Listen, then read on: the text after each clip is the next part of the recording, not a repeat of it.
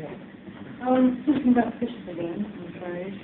At the beginning of your talk, you said that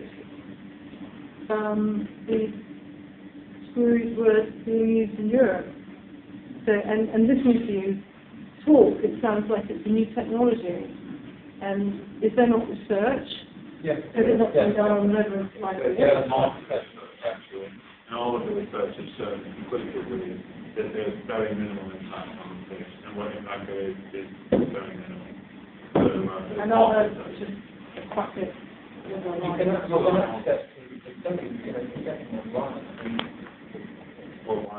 They're not that easy to find. There, can you do yourselves a favour and stick them on your website so that we can find them? And I thought about doing that. The reason we haven't done that is just down. I would like to do, but it's down to the people who commission them own the rights to the studies, and you can't simply just reproduce or. Well, you're going to buy their turbine. You're going to pay them money. So it's in their interest to give you the study to publish. We will do this, and put links on our website to direct to the companies that have undertaken the studies to be able to find them. So there are a multitude of studies available, and yes, we can make them available. Obviously, we've looked at them as part of our research. So I've looked for studies, and all I've found is studies showing minced eels going through Kaplan turbines.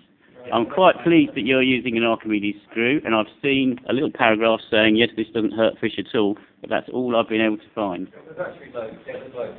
One question, So I'll just answer that question on fish studies. If you go to a site, Manpower Consulting, I think it's .co.uk, but if you look up Manpower Consulting, you will find all the fish studies that were done for Ashburton and Settle online there. The company that's done the fish studies is called FishTech, which is FISHTEK. I'm not sure what the rest of it is, but all those studies are online. In the UK, we have far greater studies than the rest of Europe. There is one study out there that was done for Germany a few years ago, and that has been all, and the UK studies, what is referred to by France, Germany, Austria, Holland and Belgium haven't done any. So our studies are way ahead. you can also look online at that site, FishTech, we've got videos, footage of fish passing through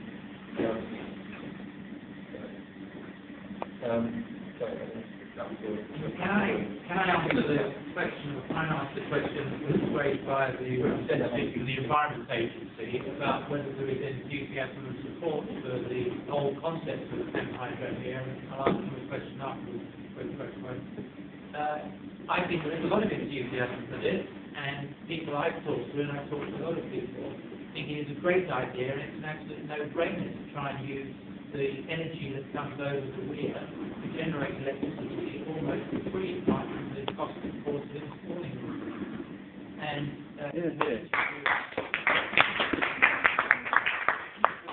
renewable energy, and we are trying to combat climate change and trying to, at a local scale, improve the environment. It's just the sort of project we should all support. And my impression from the local water council is that it's very popular. The only criticism, I would say, is we've done a lot on the hand side of the river, but less on the Teddington side of the river. Although I argue with my Teddington colleagues which water it is, because the water boundary goes down the middle of the weir.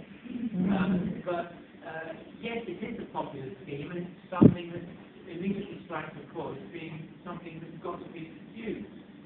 The technical complications of all this clearly have to be sorted out. That's what the Environment Agency is there for. That's what the regulatory process is there for. When the Romney pilot scheme gets up and running, a lot of the problems that are unknown perhaps at the moment or not adequately known should be sorted out, because that's the proper cautious way to do it, which is the way that the Environment Agency wants to do it.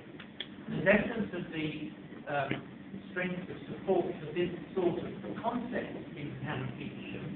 We are one of the 10 places in London that's running a low carbon zone, where we have had a very considerable response from people here who, with not much incentive, have got involved, and we've got ambitious targets on this Mayor of London, Richmond Council, British Gas Consortium scheme that we've got to meet to try and reduce the amount of energy we're using by a very considerable amount compared to what you might really think is possible in our meeting.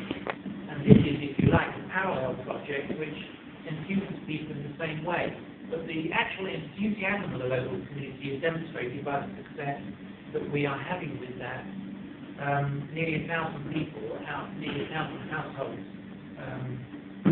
will be signed up for this out of about 4,000. And it is really a big success. And enthusing people about energy saving, things green, and all that area. So if you haven't signed up yet, please do. Now, the question I have for you is that the Environment Agency isn't interested in the Weir, should be addressing the problems that the Anglos have raised.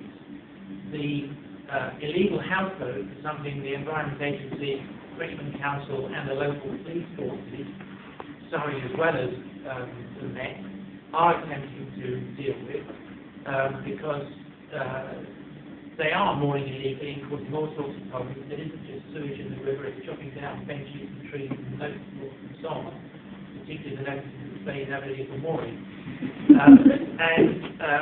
Bylaws should solve this properly, but is the Environment Agency thoroughly committed to mitigating the problem as much as is practical? And the second aspect that was raised by the Anglian representative is pollution and Thames. Now, where are you in the Environment Agency on pollution and Thames, particularly with the big new sewer, which is supposed to stop overflow sewage into the Thames on bad occasions, which will probably make more difference than anything else? So I can't answer your question without asking too. No, I'm happy to because there's information I can give on both of them. On the first point, and the point was made earlier about the illegal mooring, what are we doing to combat that? I mean, along the whole of the river network, it's something that is a problem right from the source of crypto right down to Tennessee and beyond. What we're doing about it is there has just been a restructure within the Water Department and creation of a new place called Enforcement Manager. What an Enforcement Manager is going to have is he's going to have individuals whose sole focus is going to be looking at any enforcement activities that being boats that are going along that don't have the annual licence, right through to people that have been mooring up illegally and doing things contrary to the Thames Conservancy Act. So there will be a much harder line coming down through. But we have to do that. Well, I mean, we will be doing that, but it's also a responsibility that we share with the local authorities. And we look to make sure that we've got a partnership approach on that so that we're not taking the full burden on that. We share that with others as well. The second point about pollution, very simply speaking, when water flows such, when the rain's so intense that it goes and falls down into the surface of sewers, they feed into the sewage treatment works. What they have is they have stormwater tanks. Take a set amount of stormwater, which will be for a 1 in X year, a 1 in 3 year event. If it is above that, what they will do is they can discharge directly to the river. Within their consent that we issue, they can directly discharge in what's known as an extreme event. They can't build big enough to be able to store all that. Can I just interject to that point? It's not 1 in 3 years, it's 1 in 1 week. No, I'd say, well, I'll disagree. It discharged today, it discharged twice last week. Right. I'm a flood defence engineer, and I have got colleagues who are water resources and water quality experts. But the water company, Thames Water, have facilities to store stormwater to a certain degree, whatever that is. Anything above that will then discharge. The super sewer that's going to be going under the Thames, the purpose of that is to create a much increased capacity, so the likelihood of future pollution events will be greatly reduced. Our current goal is, in terms of monitoring of the water quality department, we take samples on a daily basis, hundreds of thousands of samples, which are then sent to our laboratories for testing to see the quality of the water in all the division, bathing waters, going into sea, to make sure that it's within the consent that the water companies have. And if a pollution incident is found, they will take samples and use those samples in the subsequent prosecution. So in terms of the water quality aspect, yes, it's the role that we have, and it's the role that we police very thoroughly. Okay, thank you.